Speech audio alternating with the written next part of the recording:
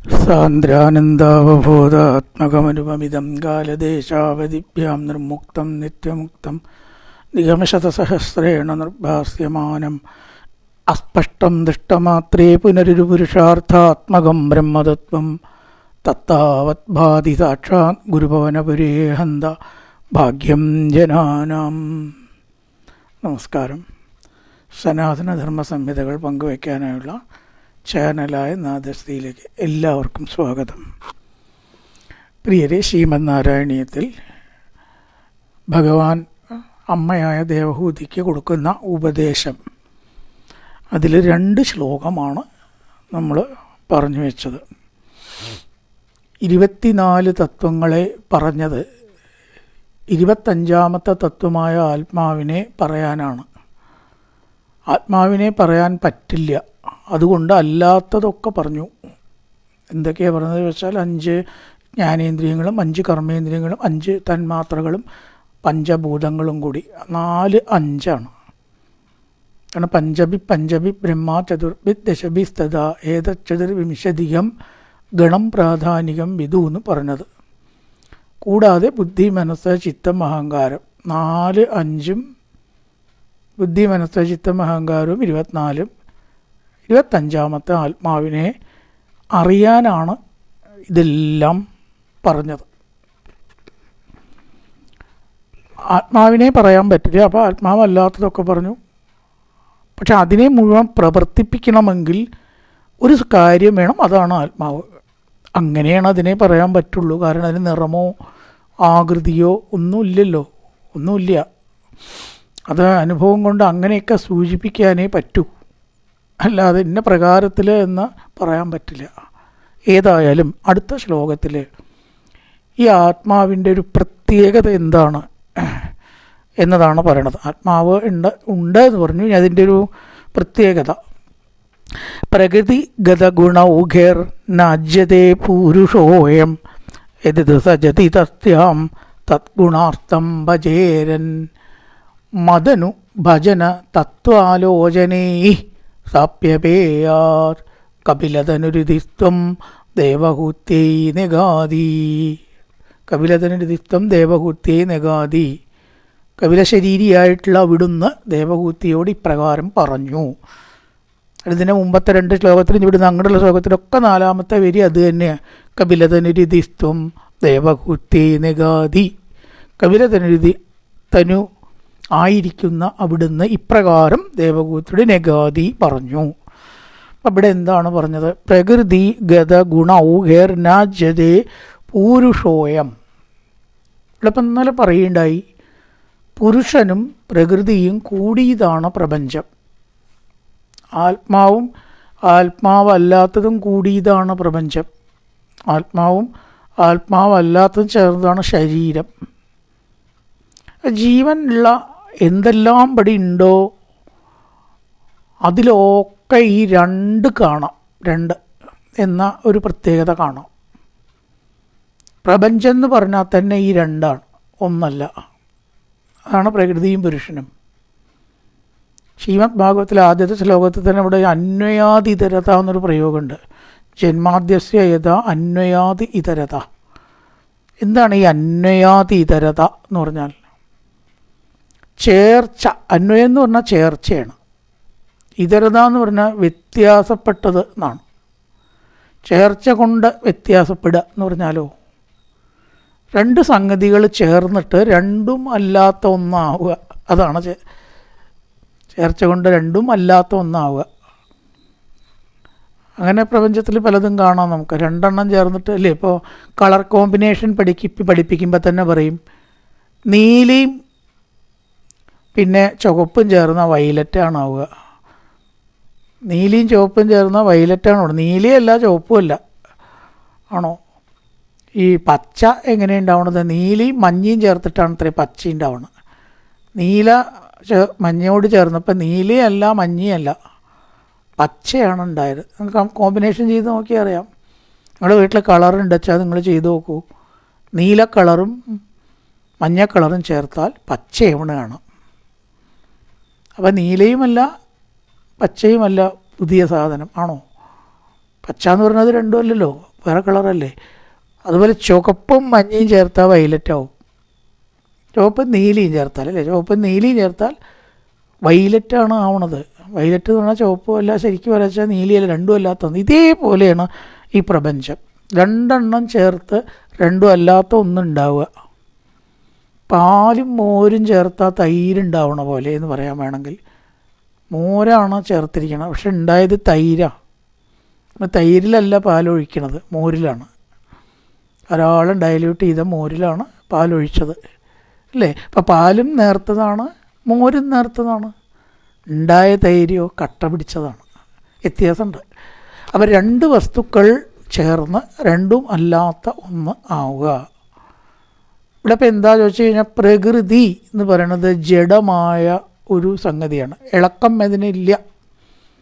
പുരുഷൻ്റെയോ ആത്മാവിൻ്റെയോ സഹായം കൂടാതെ ഇളകാത്തതാണ് ഈ മൂലപ്രകൃതി. പ്രപഞ്ചത്തിലുള്ള എല്ലാതും, നമ്മുടെ ശരീരം അടക്കം. ആത്മാവില്ല എന്ന് കൂട്ടുക, അത് ഇളകില്ല. അപ്പം അതിനെ നമ്മൾ പ്രകൃതി എന്ന് പറയും. ഇനി അതിനെ ചലിപ്പിക്കുന്നത് എന്താണ്? ആത്മാവാണ്. അത് പുരുഷൻ എന്ന് പറയും. ഈ പുരുഷൻ അല്ലെങ്കിൽ ആത്മാവ് മാത്രമാകുമ്പോൾ ചലനമുണ്ടോ? ചലനമില്ല. അത് നിശ്ചല തത്വം എന്നാണ് പറയുക ആത്മാവിന്. ആത്മാവിന് ചലനമില്ല. സർവം നിറഞ്ഞ ആത്മാവിന് ചലനമില്ല, ഇല്ല. അതേപോലെ ജഡമായിട്ടുള്ള വസ്തുവോ, അതിനും ചലനമില്ല. ഇത് രണ്ടും കൂടി ചേരുമ്പോഴോ ചലനം ഉണ്ടാവണു ഇല്ലേ. കൈ അനക്കാൻ പറ്റുന്നുണ്ട്, കാലനക്കാൻ പറ്റുന്നുണ്ട്, സഞ്ചരിക്കുന്നുണ്ട്, കണ്ണ് തുറക്കുന്നുണ്ട്, കാണുന്നുണ്ട്. അതോടെ പ്രവൃത്തി ചലനം ഉണ്ടാവുന്നു. ജീവൻ പോയാലോ ഇളകണമെന്നില്ല. ഈ ജഡമായിട്ടുള്ള ശരീരത്തിനെ ചലിപ്പിക്കുന്നത് ആരാണ്? പുരുഷനാണ്. ഈ പ്രകൃതിയും പുരുഷനും കൂടി ചേരുമ്പോൾ രണ്ടുമല്ലാത്ത പ്രപഞ്ചം ഉണ്ടാവും. ആത്മസ്വരൂപമല്ല പ്രപഞ്ചത്തിന്, ജഡസ്വരൂപവുമല്ല. അതിനെ പ്രപഞ്ചം എന്ന് പറയാൻ പറ്റില്ല. ഇളകാത്തതിനെ നമ്മൾ പ്രപഞ്ചം എന്ന് പറയില്ല. പ്രപഞ്ചം ചലനാത്മകമാണല്ലോ. സൂര്യൻ ഉദിക്കുന്നു, ഭൂമി തിരിയണു, കാറ്റ് വീശണു. അപ്പോൾ ചലനാത്മകമല്ലാത്ത പ്രകൃതി എന്ന് പറഞ്ഞാൽ പ്രപഞ്ചമല്ല. ചലനാത്മകമായതാണ് എന്ത്? പ്രപഞ്ചം. നിശ്ചലമായിരിക്കുന്ന ബ്രഹ്മവും നിശ്ചലമായിരിക്കുന്ന പ്രകൃതി എന്ന് പറയാം. രണ്ടും അല്ലേ, രണ്ട് മൈനസ് കൂടിയാൽ ഒരു പ്ലസ് ആവും എന്ന് പറഞ്ഞ പോലെയാണ്. രണ്ട് നിശ്ചലത കൂടുമ്പോൾ എന്തുണ്ടാവണം? ചലനം ഉണ്ടാവണം. ചുരുക്കം പറയാച്ചാൽ പ്രകൃതി പ്ലസ് പുരുഷൻ ഈസ് ഈക്വൽ ടു പ്രപഞ്ചം. ചലിക്കാത്ത പ്രപഞ്ചം പ്ലസ് ചലിക്കാത്ത ജഡം, രണ്ടും ചലിക്കുന്നില്ല, ഈസ് ഈക്വൽ ടു ചലിക്കുന്ന പ്രപഞ്ചം. ചലിക്കാത്ത ജഡവും ചലിക്കാത്ത ആത്മാവും കൂടി ചേരുമ്പോൾ ചലിക്കുന്ന പ്രപഞ്ചം ഉണ്ടാവണം. പ്രകൃതിയുടെ സ്വഭാവവുമല്ല, പുരുഷൻ്റെ സ്വഭാവവും അല്ല. ഇതാണ് പ്രപഞ്ചത്തിനെ നമ്മൾ പ്രകൃതിയും പുരുഷനുമായിട്ട് തിരിക്കുമ്പോൾ ചുരുക്കിയിട്ട് പറയാം. പ്രകൃതി പ്ലസ് പുരുഷൻ ഈസ് ഈക്വൽ ടു പ്രപഞ്ചം. പ്രകൃതി നിശ്ചലമാണ്, പ്രപഞ്ചം ഈശ്വര ചൈതന്യം ഇല്ലെങ്കിൽ നിശ്ചലമാണ്. അത് രണ്ടും കൂടി ചേരുമ്പോഴോ ചലിക്കുന്ന പ്രപഞ്ചമായിട്ട് മാറുന്നു. ഇതാണ് ഇക്വേഷൻ. പ്രകൃതി ഗത ഗുണോഗേർ നാച്യതേ പൂരുഷോയം എന്നാണ് പറഞ്ഞത്. ഈ പ്രകൃതി ഗുണങ്ങളോട് കൂടി ചേർന്ന് പ്രപഞ്ചം ചലിക്കുന്നു എങ്കിലും അവിടെ ഒരു പ്രത്യേകത കാണാം. പൂരുഷോയം. ഇപ്പം നമ്മൾ പറഞ്ഞു വെച്ച ആത്മാവ് എന്ന് പറയുന്നത് യാതൊരുവിധ ചേർച്ചയും ഈ പ്രകൃതിയുമായിട്ട് ഇല്ല.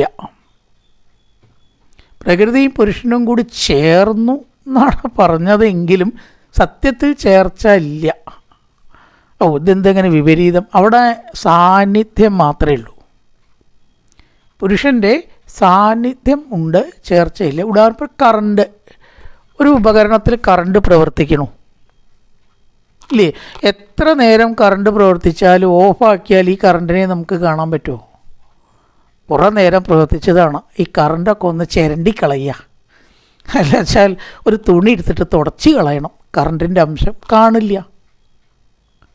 പക്ഷേ കറണ്ട് ഇല്ലെങ്കിൽ എക്യുപ്മെൻറ്റ് പ്രവർത്തിക്കുമോ? ഒരിക്കലുമില്ല. ഇതന്നെയാണ് ആത്മാവിൻ്റെ സ്ഥിതി. അപ്പോൾ നമുക്ക് വളരെ മനസ്സിലാവും ഈ ഉദാഹരണം കൊണ്ട് അല്ലേ. കറണ്ട് ചിരണ്ടി കളയാനോ തുടച്ച് കളയാനോ ഒന്നും മെനക്കെടണ്ട. ഓഫാക്കിയാൽ മതി, സ്വിച്ചാണ്ട് ഓഫാക്കിയാൽ കടയിൽ നിന്ന് നിന്നു. പിന്നെ കറണ്ടിൻ്റെ പൊടി ഉണ്ടാവില്ല, അവിടെ ഉണ്ടാവുമോ? അപ്പമെങ്കിലും ഉണ്ടാവുമോ? ഇപ്പം ഉണ്ടാവില്ല. ഇതേപോലെ ആ പുരുഷൻ എന്ന് പറയുന്ന ആത്മാവിനെ വേറെ പറയുന്ന പേരാണ് പുരുഷൻ. പരമപുരുഷൻ എന്ന് പറഞ്ഞാൽ ആത്മാവാണ് ആത്മീയ ടെർമിനോളജിയിൽ പുരുഷൻ. ആ പുരുഷൻ്റെ സാന്നിധ്യം കൊണ്ട് ഈ പ്രപഞ്ചം നടക്കുന്നു, സഞ്ചരിക്കുന്നു, ചലിക്കുന്നു. എങ്കിലും യാതൊരുവിധ ബന്ധവും പുരുഷന് ഇല്ല. വായു വേറൊരു ഉദാഹരണം. തറ വായു വീശി എന്ന് വെച്ചിട്ടും വായുവിൻ്റെ അംശം നമുക്ക് അവിടുന്ന് കാണാൻ പറ്റില്ല. കുറേ കാറ്റ് ഇതിയെ പോയിട്ടുണ്ട്, ഇവിടേക്കൊന്ന് അടിച്ചുരി കളയണം, അല്ലെങ്കിൽ കാറ്റിൻ്റെ ബാക്കി ഉണ്ടച്ച തുടച്ച് കളയണം. പതിവുണ്ടോ ആരെങ്കിലും?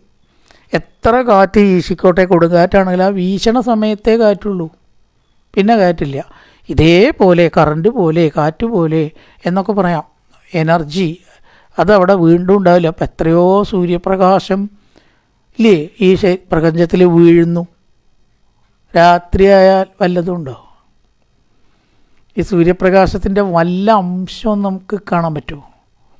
ഇതേപോലെയാണ് പുരുഷൻ. അതിൻ്റെ സാന്നിധ്യം ഉണ്ടാവും, അതിൻ്റെ സാന്നിധ്യം കൊണ്ട് പലതും സംഭവിക്കുന്നുണ്ട്. പക്ഷേ അതൊന്നിനോടും ചേർച്ച ഇല്ല. അത് വേണേനിയും, അതാണ് രസം. ഇല്ലാണ്ടൊരു കാര്യം നടക്കൂല. കാര്യം കഴിഞ്ഞാൽ ശരിക്കും അതിനെ ചേർച്ച ഇല്ല. മരിച്ചു കഴിഞ്ഞാൽ ശരീരത്തിലെ ആത്മാവിൻ്റെ അംശം പോലും പിന്നെ കാണാൻ പറ്റില്ല. അതാണ് പ്രകൃതിഗത ഗുണ ഉഹേർ. ഗുണം എന്ന് പറഞ്ഞാൽ നമ്മൾ പറഞ്ഞു സത്വരജസ്തമോ ഗുണങ്ങളാണ് ഇവിടെ ഗുണം എന്ന് പറഞ്ഞാൽ. ദോഷത്തിൻ്റെ വിപരീതമായിട്ടുള്ള ഗുണമല്ല. ഗുണം ഓപ്പോസിറ്റ് ദോഷം, ദോഷം ഓപ്പോസിറ്റ് ഗുണം. നോ, അതല്ല ഇവിടെ ഗുണം. വ്യത്യാസമുണ്ട് ടെർമിനോളജി. ഗുണം സാത്വിക രാജസ താമസ ഭാവങ്ങൾ. അപ്പം ആ ഗുണങ്ങളുമായിട്ട് ചേരുന്ന പ്രകൃതി ഗുണങ്ങളോടുകൂടി ചേരുന്നു. എങ്കിലും പുരുഷന് അതിൽ ചേർച്ചയില്ല. ഗുണങ്ങളായിട്ട് ചേരാം. അതുകൊണ്ടാണ് ഈ വക ഭാവങ്ങൾ ഉണ്ടാവണം, സാത്വിക രാജസ താമസ ഭാവങ്ങൾ ഉണ്ടാവണം. അതിനോട് കൂടിയ പ്രകൃതിക്ക് അല്ലെങ്കിൽ പ്രകൃതിയോട് പുരുഷന് യാതൊരു ബന്ധവും ഇല്ല. അജ്യത എന്ന് പറഞ്ഞാൽ ചേരുക. അജ്യത എന്ന് പറഞ്ഞാലോ ചേരുന്നില്ല. അജ്യതേ ചേരുന്നു, അജ്യതേ ചേരുന്നില്ല. പ്രകൃതി ഗത ഗുണോഗേർ പൂരുഷ ന അജ്യതേ. പുരുഷനായിരിക്കുന്ന ആത്മാവ് ഒരിക്കലും പ്രകൃതിയോട്, മായയോട്, ജഡത്തോട് ന അജ്യതേ ചേരുന്നില്ല ആണ് ഒരു വരിയിൽ പറഞ്ഞത്. യതിതു സജതി തസ്യാം തദ്ഗുണാർത്ഥം ഭജേരൻ. പിന്നെ പറഞ്ഞു ഈ പുരുഷന ജീവന് പ്രകൃതിയുടെ നേർക്ക് യാതൊരു വിധത്തിലുള്ള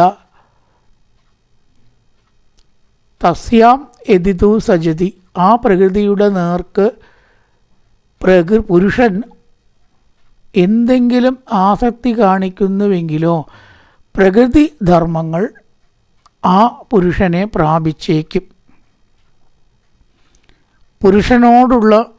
പുരുഷൻ എന്നുള്ള വിവേകം കൊണ്ടും പ്രകൃതി മായ എന്നുള്ള ആ ഒരു കാര്യം കൊണ്ടും പ്രകൃതി പുരുഷനെ അങ്ങോട്ടും ഇങ്ങോട്ടും താൽക്കാലികമായിട്ടുള്ള കലർപ്പുണ്ടാവുന്നു. വെറും താൽക്കാലികമാണ്, സ്ഥിരമല്ല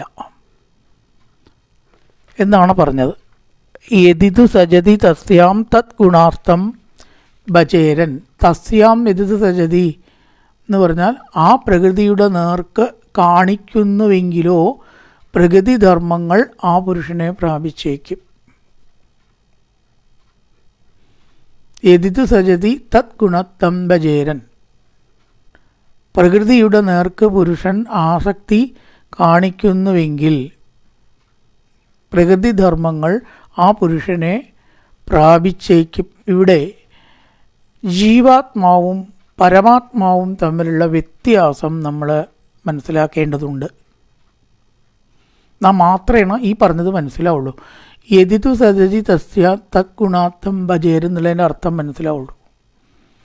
ആദ്യത്തെ വരിയിൽ പറഞ്ഞു പ്രകൃതി പുരുഷൻ പ്രകൃതിയോട് ചേരുന്നില്ല. രണ്ടാമത്തെ വരിയിൽ പറഞ്ഞത് എന്താണ്? തദ്ഗുണാത്തം ഭജേരെന്നാണ്. ചിലപ്പോൾ പുരുഷൻ ആ ഗുണങ്ങൾ നിന്നിട്ട് പ്രകൃതിയുടെ നേർക്ക് ചില ആസക്തി ഉള്ള പോലെയുള്ള ധർമ്മങ്ങൾ കാണിച്ചേക്കാം. അപ്പോൾ നേരത്തെ പറഞ്ഞതിന് ലേശം വിരോധമായിട്ടല്ലേ ഇവിടെ വന്നത്. ഒന്നുമില്ല എന്ന് പറയുക. ചിലപ്പോൾ ഗുണങ്ങളാൽ ചേർച്ച ഉണ്ടാവാം എന്ന് പറയുക. എങ്ങനെ? അതാണ് ചിന്തിക്കേണ്ടത്. അത് വേറൊന്നുമല്ല, ജീവാത്മാവും പരമാത്മാവും തമ്മിലുള്ള വ്യത്യാസം മനസ്സിലാക്കിയാൽ ഇത് മനസ്സിലാവും. എന്താണ് ജീവാത്മാവും പരമാത്മാവും തമ്മിലുള്ള വ്യത്യാസം? സത്യത്തിൽ വ്യത്യാസമില്ല. ജീവാത്മാവും പരമാത്മാവും ഒന്നു തന്നെ ലക്ഷ്മണ. രണ്ടെന്ന് തോന്നുന്നത് അജ്ഞാനത്താൽ എന്നാണ് പറഞ്ഞത്. അപ്പോൾ എന്തുകൊണ്ടാണ് പ്രകൃതി പുരുഷനെ ബാധിക്കുക എന്ന് പറയണത്? സാത്വിക രാജതാമസ ഗുണങ്ങളാൽ ചിലപ്പോൾ ബാധിച്ചതുപോലെ തോന്നും. ആ തോന്നൽ വളരെ അണ്ടർലൈൻ കൊടുക്കണം. ശരിക്കും ബാധിക്കുകയല്ല, ബാധിച്ചതായിട്ട് തോന്നുകയാണ്. അത് ചിലപ്പോൾ സംഭവിക്കും. ആ ആത്മാവിന് സുഖദുഃഖങ്ങളോ മറ്റോ ബാധിച്ചുവോ എന്ന് തോന്നാം. തോന്നലുകളൊന്നും ശരിയാവണമെന്നില്ലല്ലോ. ഉണ്ടോ? വെള്ളമുണ്ട് എന്ന് മരുഭൂമിയിൽ തോന്നും വെള്ളമുണ്ടോ അവിടെ? സത്യത്തിൽ വെള്ളമുണ്ട് എന്ന് തോന്നുകയാണ്, മരീചിക പോലെ. തോന്നലാണ് പുരുഷന് പ്രകൃതിയോടുള്ള ബന്ധം. അത് വെറും തോന്നലാണ്. അതെന്താണ്? അജ്ഞാനം കൊണ്ടാണ് ഉണ്ടാവുന്നത്. അപ്പോൾ സത്യത്തിലുള്ളത് ജ്ഞാനവും അജ്ഞാനവുമാണ്. അല്ലാണ്ട് പ്രകൃതി പുരുഷനുമായിട്ട് ചേർച്ചയല്ല ഉണ്ടാവുന്നത്. അജ്ഞാനവും ജ്ഞാനവും ലോകത്തിലുണ്ട്, അനാദികാലം മുതൽക്കുണ്ട്. അപ്പോൾ അറിവില്ലാത്തവർക്ക് ഇതൊരു തോന്നൽ വരും. അപ്പം ഞാനാണ് ദുഃഖിക്കുന്നത്, പരമാത്മാവാണ് ദുഃഖിക്കുന്നത്, പരമാത്മാവ് സന്തോഷിക്കുന്നു, പരമാത്മാവിന് സുഖദുഃഖങ്ങൾ ബാധകമാണ് എന്ന തോന്നൽ മായ കൊണ്ടുണ്ടാവുകയാണ്. സത്യത്തിൽ അത് ഉള്ളതല്ല. സൂര്യൻ്റെ നിഴൽ വെള്ളത്തിൽ കാണുന്നു. വെള്ളം ഇളകുമ്പോൾ സൂര്യൻ ഇളകുന്ന പ്രതീതി ഉണ്ടാവണം, ഇല്ലേ? കുട്ടികളൊക്കെ സൂര്യൻ ഇളകുകയാണെന്ന് തെറ്റിദ്ധരിക്കും, അറിവില്ലാത്ത. എന്ത് ഈ വെള്ളത്തിലത്തെ സൂര്യൻ ഇങ്ങനെ ഇളകണത് എന്ന് വെച്ചാൽ സൂര്യൻ ഇളകുന്നുണ്ടോ? സൂര്യൻ ഇളകുന്നില്ല. സൂര്യൻ നിശ്ചലമായിട്ട് നിൽക്കണം, അനങ്ങണില്ല. പക്ഷെ അതിൻ്റെ നിഴൽ വെള്ളത്തിൽ കാണുമ്പോഴോ, വെള്ളം ഇളകുമ്പോൾ സൂര്യൻ ഇളകുന്ന പ്രതീതി ഉണ്ടാവുന്നു. ഇത് തന്നെയാണ് പരമാത്മാവും പ്രകൃതിയോട് ചേർച്ചയായിട്ട് സുഖദുഃഖങ്ങളിൽ പെട്ട് ഉഴലുന്നു എന്ന തോന്നൽ അജ്ഞാനികൾക്കുണ്ടാവുന്നത്. സത്യത്തിൽ അതില്ലാത്തതാണ്. അത്രയേ ഉള്ളൂ. അപ്പം ജീവാത്മാവ് എന്ന നിലയ്ക്ക് പരമാത്മാവ് ഒരു പ്രതിബിംബം രീതിയിലാണ് ശരീരങ്ങളിൽ ശോഭിക്കുന്നത്. പ്രതിബിംബമാണ്.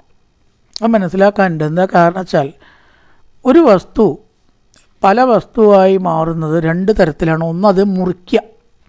കേക്കിനെ 10 മുറിക്കാം, ചക്കയെ കുറച്ചാക്കിയിട്ട് മുറിക്കാം. അപ്പോൾ ഒരു ചക്ക 10 കഷ്ണമാക്കി, ഒരു കേക്ക് 10 കഷ്ണമായി. ഇതിനെ പരിച്ഛിന്ന രീതി എന്നാണ് പറയുക. ഇനി ഇതേ സംഗതികളെ തന്നെ മുറിക്കാണ്ട് 10 ആക്കാം. എങ്ങനെയാ? 10 കണ്ണാടിയാണ് വെച്ചാലോ, അറിയണോരായ ആംഗിൾ അഡ്ജസ്റ്റ് ചെയ്ത് വെച്ചാൽ 10 ചക്ക കാണാം, ഇല്ലേ? 10 കണ്ണാടി കിട്ടിയാൽ 10 ചക്കയെ കാണത്തക്ക വിധം ആംഗിൾ അഡ്ജസ്റ്റ് ചെയ്യാൻ അറിയണം. അത്രയേ ഉള്ളൂ. നമ്മൾ നോക്കിയാൽ 10 കണ്ണാടിയിലും ചക്കയുടെ നിഴൽ കാണാം. അമ്പലത്തിൽ വിളക്ക് വയ്ക്കുന്നുണ്ടാവും വിഗ്രഹത്തിൻ്റെ പിന്നിൽ. അനവധി ദീപമായിട്ട് കാണുന്നത് ഒരൊറ്റ ദീപമാണ്. വിഗ്രഹത്തിൻ്റെ പിന്നിൽ ചുമരിൻ്റെ മുകളിൽ വയ്ക്കുന്നുണ്ടാവും, ഇല്ലേ? പ്രഭാമണ്ഡലം എന്ന് എന്തൊക്കെയാണ് പറയുക അറിയില്ല. എന്തായാലും അങ്ങനെ സാധനം ഉണ്ട് അവിടെ. അനവധി വിളക്കുകളായിട്ട് തോന്നുന്നു. അതതിനനുസരിച്ചിട്ട് ആംഗിൾ അഡ്ജസ്റ്റ് ചെയ്തുകൊണ്ടാണ്. ഇതേപോലെ പരമാത്മാവ് എല്ലാ ശരീരത്തിലും മുറിക്കാത്ത രീതിയിലാണ് പ്രതിബിംബിക്കുന്നത്, മുറിച്ചിട്ടല്ല. അതിന് നമ്മൾ അപരിച്ഛിന്ന രീതി എന്ന് പറയും.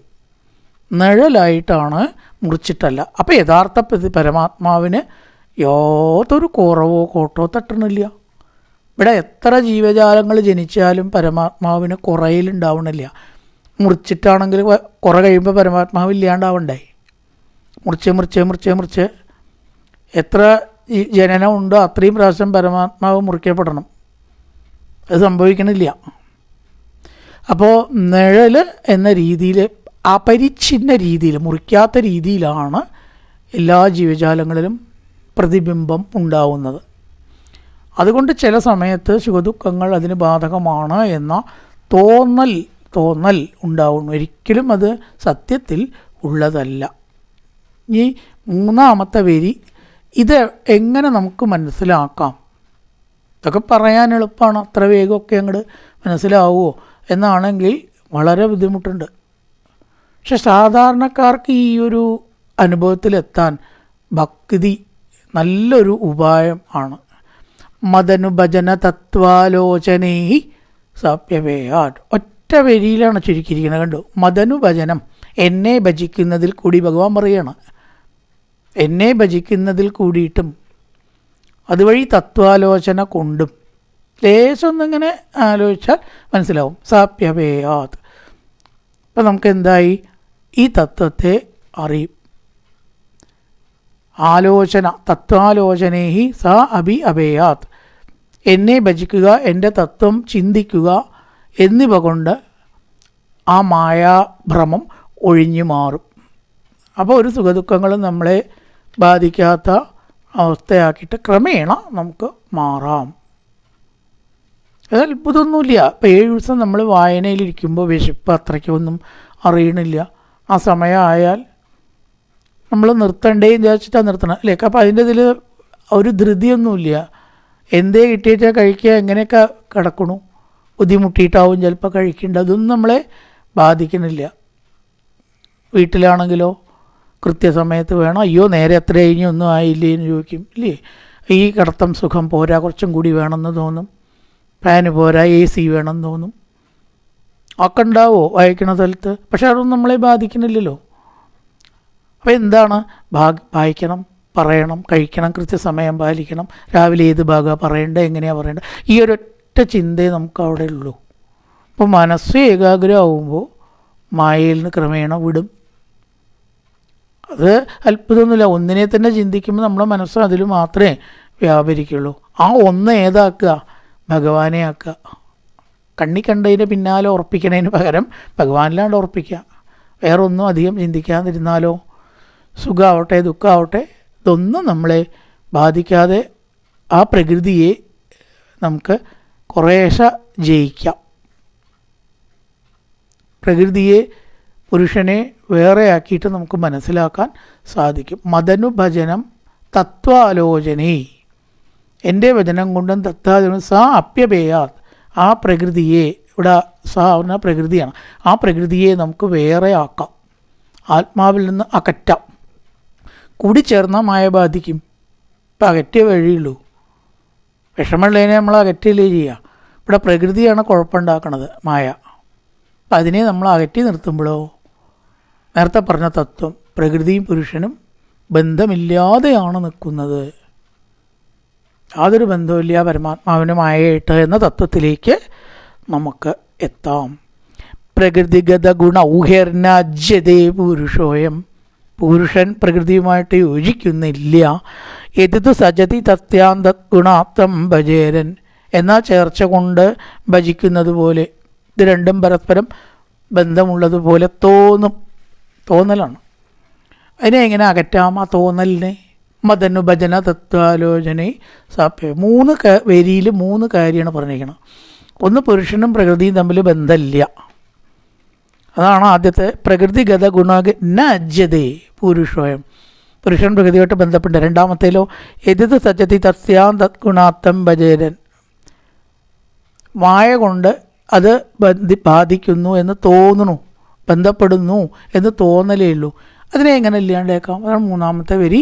മദനുഭജന തത്വാലോചനേ, കുറച്ചൊക്കെ എന്നെ പറ്റി ചിന്തിക്കുക, സത്സംഗം ഉണ്ടാവുക, ശ്രവണോമനനൊക്കെ ഉണ്ടായിക്കഴിയുമ്പോൾ സാപ്യപേയാത്, ആ പ്രകൃതിയെ നമുക്ക് അകറ്റി നിർത്താം. മായ അകറ്റിയ സുഖമായി, പിന്നെ ദുഃഖം എന്ന് പറയണത് അവർക്കില്ല എന്ന് കപിലതനുരുദിത്വം ദേവകൂത്യൈ നഗാതീത്. നല്ലൊരു പ്രഭാതം എല്ലാവർക്കും ആശംസിച്ചുകൊണ്ട് നിർത്തുന്നു. നമസ്കാരം.